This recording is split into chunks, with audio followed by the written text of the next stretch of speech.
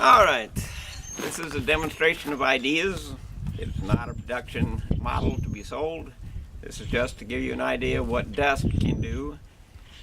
And unfortunately, dust doesn't gravity feed well, so we have a vacuum cleaner to push out the dust, and it's slower than it would otherwise be. You'll have to make the appropriate conclusions yourself.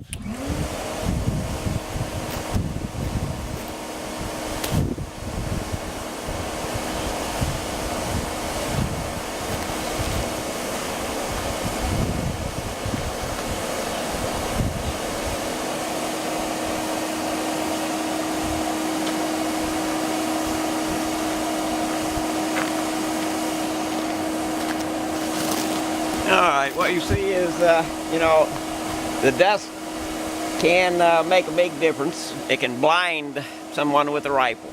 But of course, I'm in air. I got too much wind here. And the reality is that it's not a good demonstration, but this is what I got and this is what I'm using, and that's how it is. But, if you push enough dust out, particularly with a sneezing powder involved in it, or an itching powder, or some chemical to cause somebody to vomit, that kind of thing, tear gas, whatever it is, you can frustrate and cause any kind of shooter to stop shooting. Because he can't see, and his body is reacting to these things.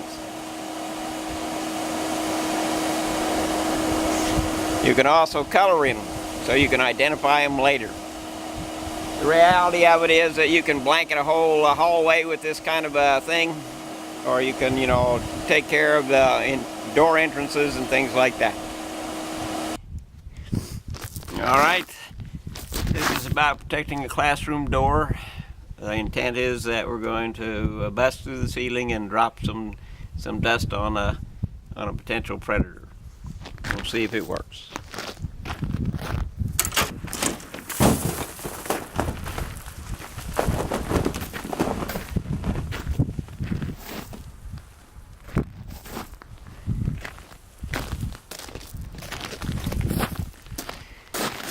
I had to assist it a little bit, but you get the basic idea. And it, of course, depends on what kind of material you're using and what kind of an effect you get. This is just an example of something you can do. If you do it right, you'll get a much better result.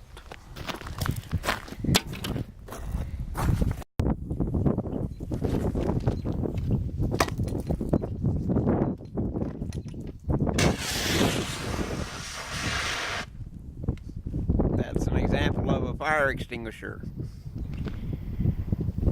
And obviously, it works well.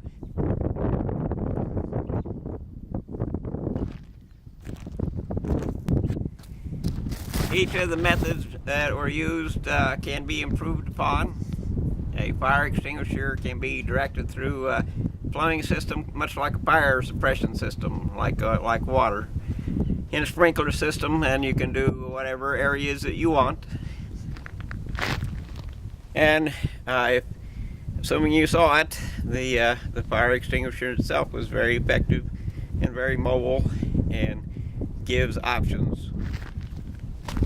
Even if you're from behind, you can still do a lot of control with that, because the guy is, going to be terribly distracted from what he is doing.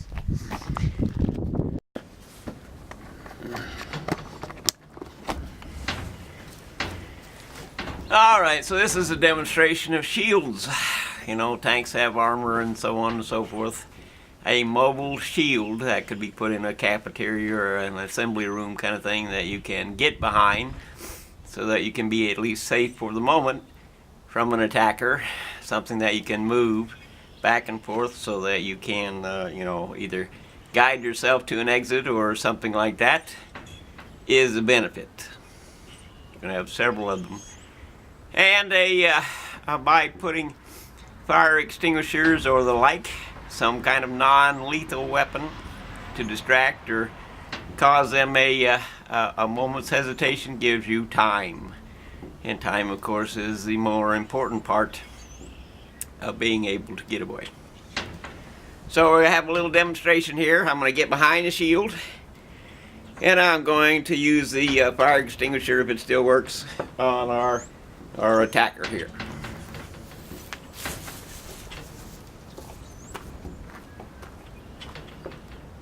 Now you see me, now you don't.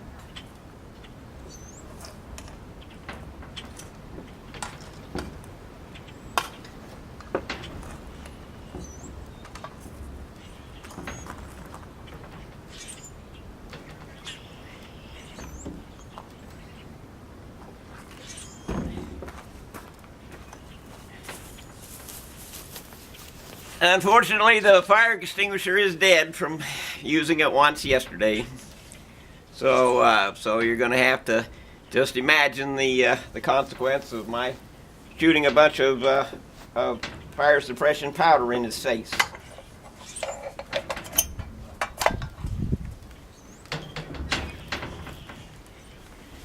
Nope, not going to work. So, and I'm not going to use another fire extinguisher. You'll have to imagine it.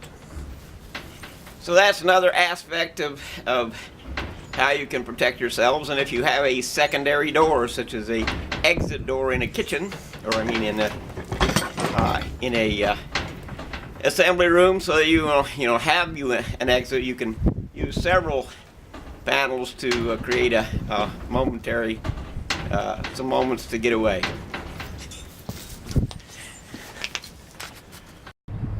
Alright, I am suggesting to you that noise is very distracting to a shooter, and I'm going to distract you a little bit for just a second.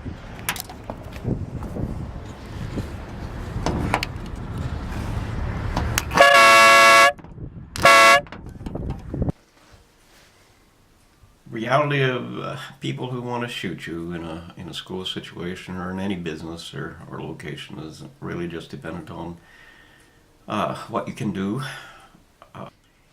The immediate need is for some place to hide, so you can regroup and determine what it is you can or cannot do. A shielding mechanism such as the little partition that rolls around is one of those things. If you have a group of people behind it, you can actually use that and the wheels underneath it to attack the attacker. As long as it can't shoot through it, you can actually push it into him and shove him against a wall or something like that.